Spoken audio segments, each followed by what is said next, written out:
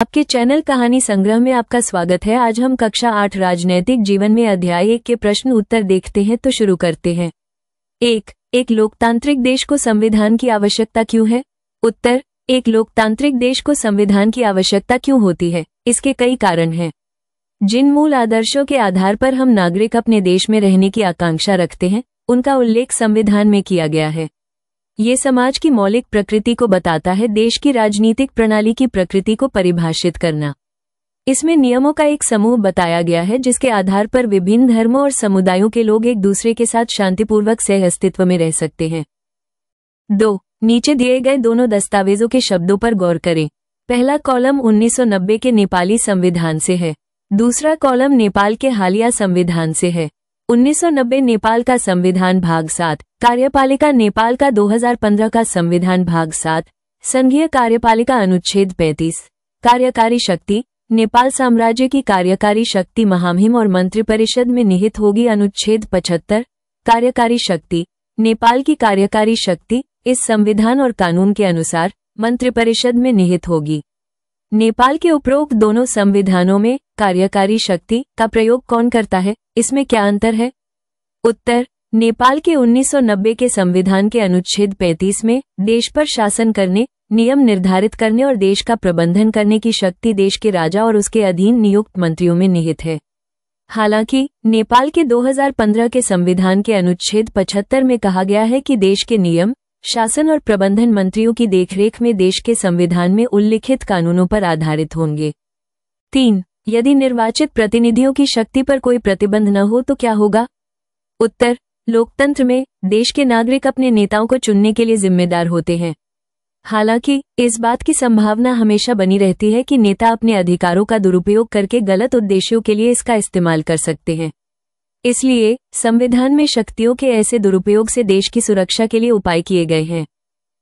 4. निम्नलिखित प्रत्येक स्थिति में अल्पसंख्यक की पहचान कीजिए। एक कारण लिखिए कि आपको क्यों लगता है कि इनमें से प्रत्येक स्थिति में अल्पसंख्यक के विचारों का सम्मान करना जरूरी है। एक स्कूल में 30 शिक्षक हैं, जिनमें से 20 पुरुष हैं। उत्तर, यहाँ अल्पसंख्यक विद्यालय में पढ़ाने वाली 10 महिला शिक्षिकाएं हैं।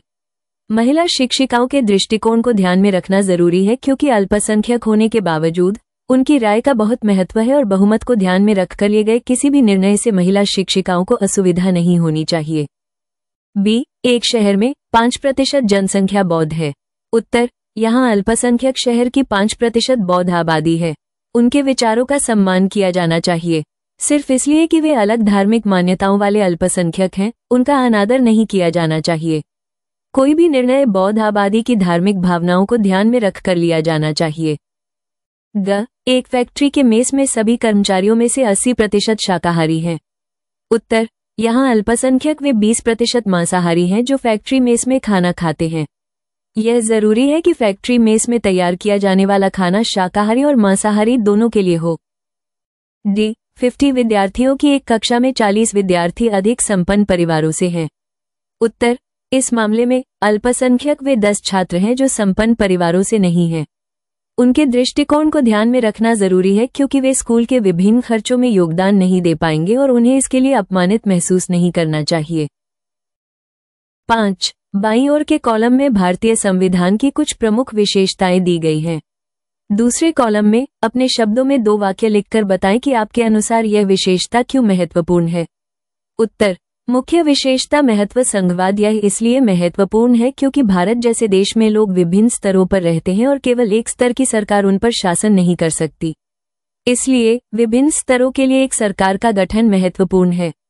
पंचायती राज गांव के शासन के लिए जिम्मेदार है, राज्य सरकार राज्य के शासन के लिए जिम्मेदार है और केंद्र सरकार पूरे देश के शासन के लिए जिम्मेदार है। शक्तियों का पृथक्करण शासन के 3 अंग हैं, विधायिका, कार्यपालिका और न्यायपालिका। इनमें से प्रत्येक अंग के पास अलग अलग शक्तियां हैं और वे अलग अलग कार्य करते हैं।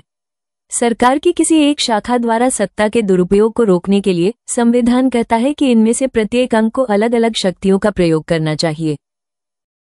मौलिक अधिकार संविधान द्वारा देश के प्रत्येक नागरिक को प्रदान किए गए अधिकारों का एक समूह है।